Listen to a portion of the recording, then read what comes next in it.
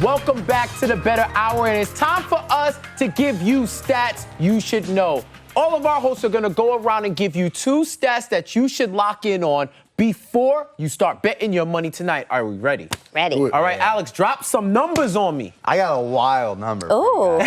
So the Warriors have outscored the Celtics by a whopping 422 to 421. 1 point.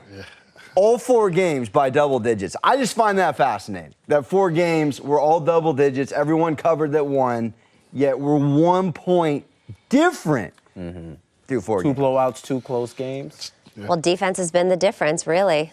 Yeah.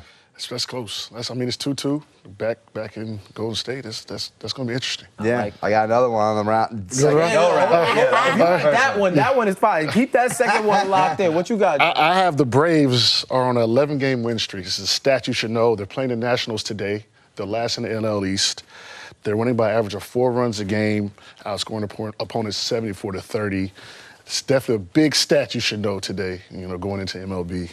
I like it. I like it. Good one. Braves getting back on the horse, trying to make some noise in the NL East. Sure. All right, well, we talk a lot about scoring. We talk a lot about defense. There's plenty of things to talk about. But we're not talking enough about Steph Curry's color of his shoes because the man is 3-0 when he wears the purple shoes. So I hope to see those tonight. He actually wore I think it was game 1. He was wearing a different pair of shoes, and then he actually changed into the purple ones. Or maybe it was the last series, but purple shoe Steph is unstoppable. Well, I like I'm that. superstitious. So look at the shoe color tonight. So if it's purple, hammer. Over. Check the Warriors Instagram stories. Right. I like that. Shaw, what's your first stat? Yeah, I think Steph Curry and Tom Brady are the only people left wearing Under Armours too. So keep that stat locked in as well. Pay me, Jason Tatum is averaging Jason Tatum averaging 2.8 points in the 4th quarter of this finals. So that's a big number for a guy that's been talked about. If the Celtics win, he should get Finals MVP. 2.8 points in the 4th quarter is not going to get it done. Yeah, he's gonna have to step up. That's been one of the names of the game for this whole series is Tatum going to step up consistently? Right. You know what I mean? I don't think they win without that. That's shocking, actually. 2 points. Right. So, wow. I'm talking everything Game 5 from the Warriors' big 3. You wonder they've been in these finals 6 of the last 8 years. How do they fare in Game 5s? Right, just across the playoffs. Steph Curry, his career in Game 5s, 23-6 and 5, 18 Game 5s. This year he has 4 fewer points, around the same amount of assists, and 4 fewer rebounds. On the flip side, Draymond Green might be Mr. Game 5 for the Warriors. 10.6, 9.4, 5.8 in 19 games, points, rebounds, assists. So he flirts around, hovers around the triple-double. 8 double-doubles the last 19, in those 19 games. Game 5 versus Dallas, you already know, 17.6 rebounds, 9 assists. This is Draymond at his best, affecting the game. 10 points in plus points in each of his previous 3 appearances in Game 5 of the finals. So if you're betting, Draymond may be the one that you lock in with. And of course, we have Game 6 Klay. Game 5 Klay might show up. He had that one game in the finals, 37 points versus the Cavs in 2016, which, they did lose. But if you're looking for people to show up, those big 3, this might be the Draymond game. And, Magic said he's looking for a Draymond triple-double. Yes. The number's saying that he might be on point with that. Game 5 Green, well, I like and if that. Steph wears purple shoes, then we can expect a better Game 5 from him. Listen, I love it. I love it a lot. He's going to have to purple shoes, breaks the Game 5 curse. Let's I like go. that. Give me the second one. Second one, I just want to reiterate how close this series is. So Golden State, from a field goal percentage, shooting 44.9, Celtics 44.2. Offensive rebounds are 40-39 in favor of the Warriors. The turnovers are 59 turnovers for the Warriors, 60 for the Celtics.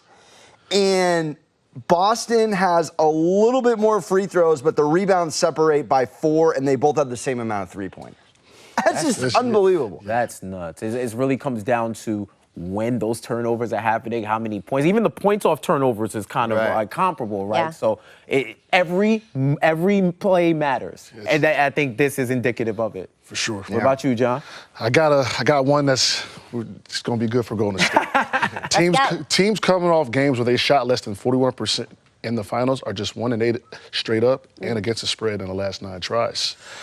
On top of the Celtics being on the road, it's one of those stats you really can't ignore. I mean, that almost made me go Warriors money line, no brainer. You know, so that was a very interesting stat that I saw. It's just something you got to pay attention to. Very interesting. That's helpful too, because each of these teams has been perfect on the bounce back. So it's good to know that that's in the Warriors' favor. Boston shot 40% last game.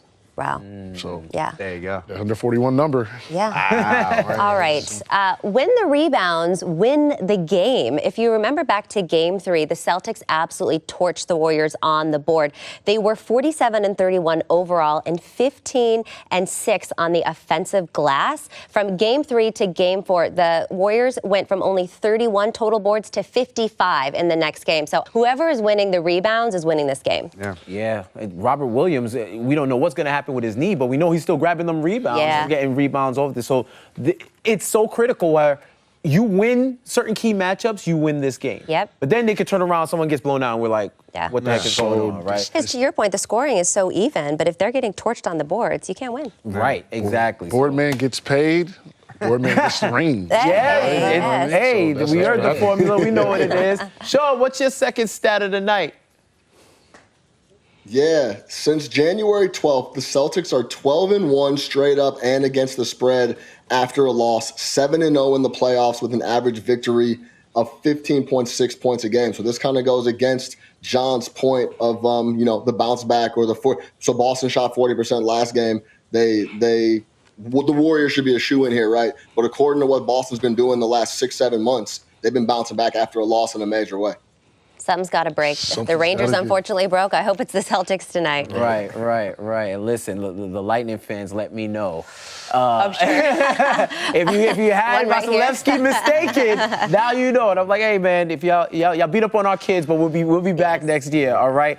Now, Jaylen Brown, my Jaylen Brown Finals MVP agenda. It continues with Game 5. All right. He scored 25 points in each of his last 4 appearances in Game 5 playoff series. In 2022, he's averaging 4+ three-pointers made, shooting about 48% from 3. Career-wise, he's shooting 39% from 3, and he has a 58+ true shooting percentage from the field in Game 5s. Game 5, Jay might have to show up for them, and I think he's somebody who's been integral to them winning games. So he's one of those guys where he's like, all right, I'll do it, and I'll put it on my back, and I'll go. So I think they need Tatum, Brown, and Smart to all go off, but Brown is the one to watch for me. I agree. I like Brown. I think he's a feature piece, man. I know you got Tatum, but if Brown goes to another team, I think he's the guy. So that's good for Boston to have, as a second. Well, Jaylen Brown could be the MVP if Boston does. I think more so than Tatum could be if Boston wins this it's series. going to be close. Embarrassment of riches in Boston. All right, that was stats you should know. And when we come back on the Bettor Hour, it is way too early. You don't be late. Tune in to the Bettor Hour.